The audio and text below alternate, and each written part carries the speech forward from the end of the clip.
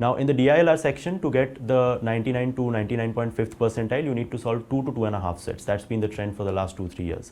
So I was not looking to solve all questions. The strategy that I followed in DILR was, for the first 3 minutes, I used to scan the entire paper, rank the different sets in relative order of difficulty, and then went about solving them. When we are writing a mock or the real exam, we have already read very heavy passages, and we have also solved a lot of data intensive DILR sets. So our brain has already burnt out a bit, and we are not at our 100% anymore. So to simulate that condition, I started writing mocks and sectionals in the worst of times. So maybe just before going to sleep, after working for 8-10 hours at office, or when I'm not feeling like it at all. My exam center was 25 kilometers away from my apartment. To add on to that, I got the morning slot, which meant that I had to leave as early as 4:30 a.m. My mom actually played a little psychological trick on me at that point of time, and she took me to the exam center a month prior and got me accustomed to the environment. I think that really helped, because my CAT and XAT centers both were the same and the same place. So when I went there, I didn't have that fear of an unknown place, and I knew it.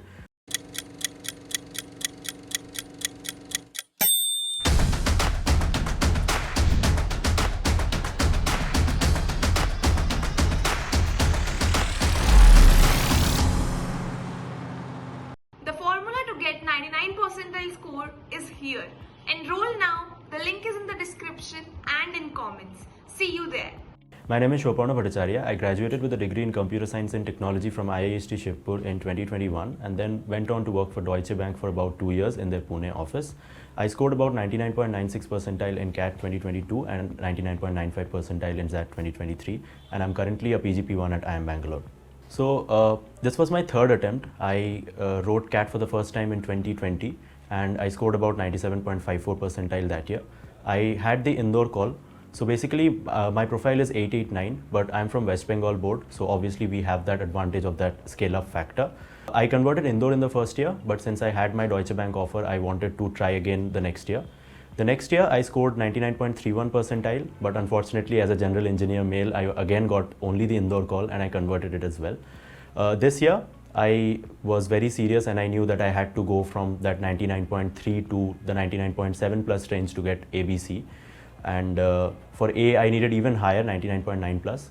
So I started preparation around March 2022, and prepared for about 7-8 months very seriously, and I ended up scoring a 99.96. MBA for a typical student is a getaway for a heavy package, right? But I have a very different take.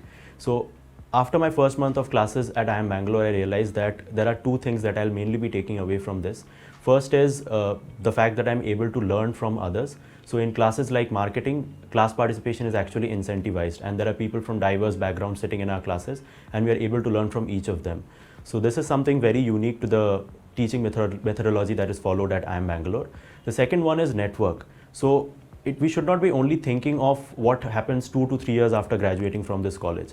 But 20 years down the line, all my batchmates or even myself would be holding a top position at a global multinational company or even an Indian multinational company. Some of them might be the founders of unicorn startups. Some of them might be doing something very different, maybe not related to business, but still well known and acknowledged within the business world. So this network that I'm taking away from this top B school is something which was very lucrative for me, more than the pay package. So that's why the MBA. So since this was my third attempt, I focused mainly on the strategy aspect of acing CAT rather than the knowledge aspect of it. So I was very clear that since I had covered most of the syllabus, I had to take as many mocks as possible. Now, one of the key mistakes that many aspirants make, especially during CAT prep, is they keep on writing a lot of mocks, but they don't analyze it properly. I had also made the same mistake in my past 2 attempts, and this time I was determined to not let it repeat again. So I wrote around 50 mocks, but I set a ground rule for myself that I'm not going to move on to the next one unless and until I properly and thoroughly analyze it. Now, coming to the sectional preparation strategy. So for VARC, as much as we read, the better we get at it. So again, from analysis, I realized that I'm very comfortable with science and technology passages, let's say, but not so much with philosophy and psychology passages. So I used to read passages from these areas on the Aeon essay website. Every 1 or 2 days, I used to read one. Now, Aeon essays are typically 5 to 7 times or even sometimes 10 times longer than a typical CAT passage. Reading those actually helped me to build the resilience that would really help me in the real exam as well. So this was my preparation strategy. For VA, it was lots of practice from the sectionals. And for RC, it was mostly from the Aeon essays and a lot of mocks again. Coming to the DILR section, I believe that this has typically been the make or break section for the last 2-3 years, more so in this 2-hour format that is being followed for the last 2-3 years. In this section, I was mainly looking to ensure that I was not selecting the wrong sets. Initially, in a few of the mocks, I ended up choosing the more difficult sets, or I did not have the knowledge of which areas are actually my key strengths in the DILR section. I was very determined to not let that happen again. I did, after about 10 to 15 mock analysis, I was very, I could find out that underlying trend within, that these are my areas where I am comfortable and these are the areas where I'm not so comfortable. Now, in the DILR section, to get the 99 to 99.5th percentile, you need to solve 2 to 2.5 sets. That's been the trend for the last 2-3 years. So I was not looking to solve all questions. The strategy that I followed in DILR was, for the first 3 minutes, I used to scan the entire paper, rank the different sets in relative order of difficulty, and then went about solving them. For the QA section, now this is one of the sections where engineering students actually have an advantage and they are able to actually maximize their score. I first of all revised all the concepts from the Rodha YouTube channel and also from a few of the old time videos. After that, I started writing sectionals, but I noticed a trend that even though I was scoring very high in the sectionals, in the mocks I was scoring 10 to 15% lower. I realized that I was doing something wrong, and that was I was attempting the sectionals the wrong way. When I used to write the sectionals, I was writing them with a fresh mind, and my mind was at my 100%. But when we are writing a mock or the real exam, we have already read very heavy passages, and we have also solved a lot of data intensive DILR sets. So our brain has already burnt out a bit, and we are not at our 100% anymore. So to simulate that condition, I started writing mocks and sectionals in the worst of times. So maybe just before going to sleep, after working for 8-10 hours at office, or when I'm not feeling like it at all. This made me prepared for the D-Day when that situation would arise, and gradually my brain got accustomed to making the best out of what I had, and that really helped me on the D-Day as well. A lot of candidates think that people who have scored extremely high in CAT have been extremely consistent throughout the mock season. I would take a different stand about this. I've seen a lot of high percentilers in CAT, and I've been friends with them, and I've seen that every once in a while they mess up. So did I. I remember sometime in October I had a mock where I scored as low as 88 or 90 percentile, and I was absolutely devastated, and I thought that I won't make it. But that's when mentors and seniors and your friends and peer group with whom you're preparing helps you out, right? So I reached out to a senior who is currently studying at IIM Ahmedabad, and he consoled me and he told me that even he had a very similar thing during his prep journey. He ended up scoring an 85 percentile, but eventually he made it. So I took about 5 to 10 days of break after that devastating mock, but then when I again wrote it with a fresh mind, with a fresh approach, and without that baggage of 90 percentile and a bad mock, I was able to score pretty well again. My D-Day started, I think, about a month back when the admit card was released itself. I was at Pune at that point of time, and my exam center was 25 kilometers away from my apartment. To add on to that, I got the morning slot, which meant that I had to leave as early as 4:30 a.m. So I was a bit skeptical what would happen and whether I'd be able to reach on time or not. My mom actually played a little psychological trick on me at that point of time, and she took me to the exam center a month prior and got me accustomed to the environment. I think that really helped because my CAT and XAT centers both were the same and the same place. So when I went there, I didn't have that fear of an unknown place, and I knew it. So that was pre-D-Day. D-Day, I started off at 4:30 a.m., reached the exam center at 6:30, and entered the exam hall around 7:30. The exam started, and as usual, I started with scanning the VARC paper for the first minute or so. And towards the end of my scanning, like the last 15 seconds, I was absolutely stunned to see paragraph completion questions. I think for the last 2-3 years, they never came in CAT. But somehow I maintained my composure, and I just told myself that this is something that all the 2.28 lakh aspirants had not seen in the last 2-3 years, right? So they won't be prepared. I'm not alone here. So I went back, solved the RCs. Now the VARC section was pretty difficult for slot 1. The scaling was also the maximum for slot 1 in VARC. So the focus was on doing not on doing a lot of questions, but on doing a lot of questions correctly, doing the VA questions which were known to me correctly. So I followed that strategy, and I was able to score about 99.73 percentile in VARC. When I went on to DILR, again it was moderate to difficult.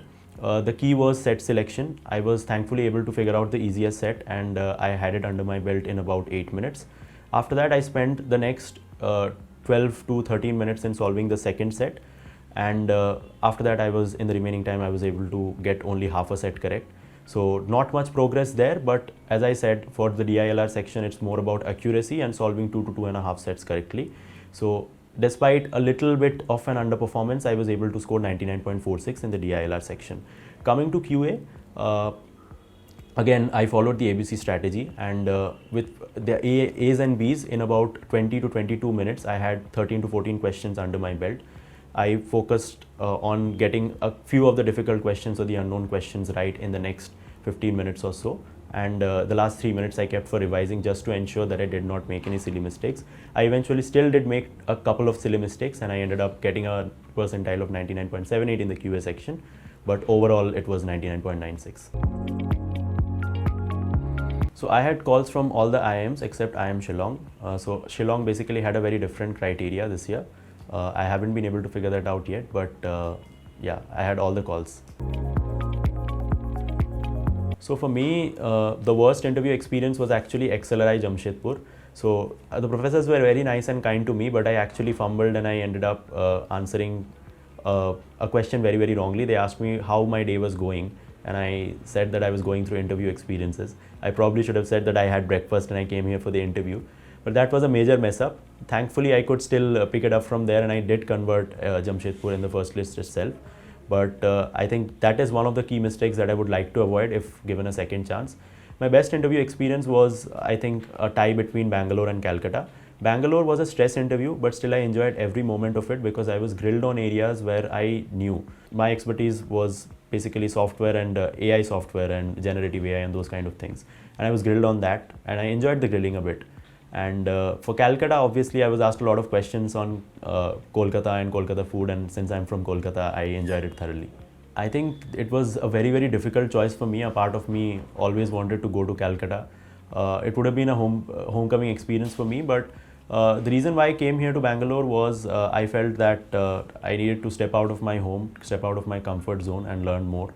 The second was Bangalore is a consulting hub. I think about half the batch gets placed in consulting firms. So that was also another major attraction. The third one was people here have a little bit of work experience, and it's a engineer dominant campus as well, right? So I thought that I was a good fit here as well, and I ended up coming here. One of the key takeaways that I have from my CAT journey are the friends that I made. I think I've made some of my best friends during this journey. We are still connected, and we sometimes discuss about life at the top 3B schools, and it's an amazing experience, right? You always have someone to fall back on. The second learning that I had was it's important to prepare hard and go all in, but it's more important to take care of your health. My CAT 2020 attempt was actually ruined because of me being sick, and I underperformed very, very badly. So always ensure that 15 days before the exam, you're sleeping well, you're eating light, and you're in a very good state of mind so that you're able to perform at not just 100%, I would say at 125% of your level on the D-Day. So these are my two key takeaways from my CAT journey so far.